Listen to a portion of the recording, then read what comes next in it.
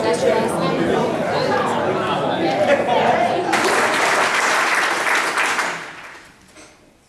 Now, I tell our kids all the time, you better be careful when you get us angry. You know that feeling when they know they've gotten us angry, but they're out somewhere and they know they have to face the music and they are dreading it, that feeling of doom coming over you, like, I have to go home to mom and dad, and I know they are sitting there and they know the chores aren't done and the dog just peed on the carpet because I didn't take her out and whatever else. And that feeling that we are going to come down on them, and we do. Well, that's the feeling that I see right here and all over this state for what's going to happen in 17 days. That's you're parents here. I don't care how old you are. I don't care if you're the young girl just saying the national anthem. We're the parents. We're not asking for anything unreasonable. Why is it unreasonable for our government to do something that I ask our young children to do? We're just asking them to follow the rules. Live by the rules we set out for you that have made this country so great and will continue to make it great because we are a great country based on a great Constitution.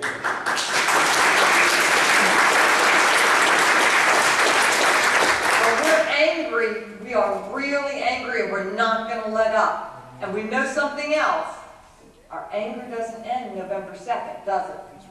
We have got to hold their feet to the fire. I'll tell you what, I let up on our kids 2 days, and I can promise you they're going to turn their backs on the chores.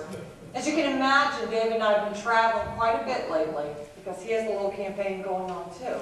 So we're a little busy. And I love traveling around the state, but I always try to be home the same day. I did come up here last night, but I'll be back home by 3 or 4 o'clock today. Because if I'm gone 2 days in a row, or 3 days in a row, the chores are going to start slipping. They're going to try to tell Smooth's dad or the babysitter, oh, we really don't need that, or Mom on the weekends doesn't make us do this, because they're young. We have to hold our government and our officials' feet to the fire, even after November 2nd. Yeah. Every day we have to watch.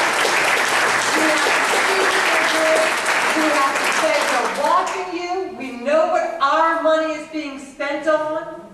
We don't want you with your hands in our pockets, in our lives, in our health care decisions, or anywhere else, and we're going to call you on it because you're acting like a child, and we have to be the parents now. And we're going to continue doing that because it's only going to ramp up. This is step 1 on November 2nd. You know it's coming, presidential election in 2 years, and they're going to need the parents there even more. So I applaud y'all for being here. On a very personal note, there's something else we tell our kids, and very sincerely to them. You know, kids also complain about things. What's the best thing they say? It isn't fair. Life isn't fair. It's not fair that I can't do this and my friends get to do this. And David and I tell them quite sincerely, if you want to make a change and a positive difference, then you be the start of it. Don't sit in the back and complain about how unfair things are and not say a word yourself. If somebody at school does something that's unfair, speak up. If something is unfair at home, speak up. But until you speak up, nothing is going to change or make a difference.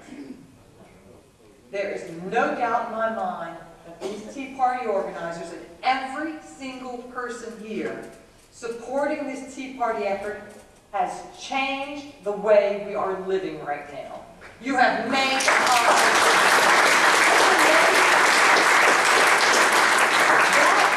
Sit back and think about it. That is incredible. I'm going to be honest. I go to a lot of events. If 2 years ago somebody had said, Wendy, will you come speak at a Tea Party event? I would have said, great, because I'm hungry. I could do some little sandwiches. I love tea. I don't drink coffee. 2 years ago, this was not heard of. And this is not a Monroe thing. It's not a Louisiana thing. This is all the country, you're making a difference, making a huge difference. So I applaud you for making that difference, for speaking out, because you know what?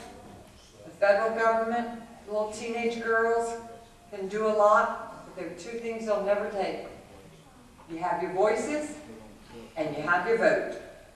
As long as you have your voice and your vote, you can be heard and you can make a difference. And that's what we're doing here. So thank you for having me here. I will be here to talk to y'all, answer any questions.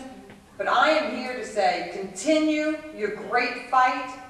Believe me, those people who were the tax and spend people up in Congress, they hear you loud and clear. We're going to keep on them every minute of the day, and we are going to be heard loud and clear in 17 days.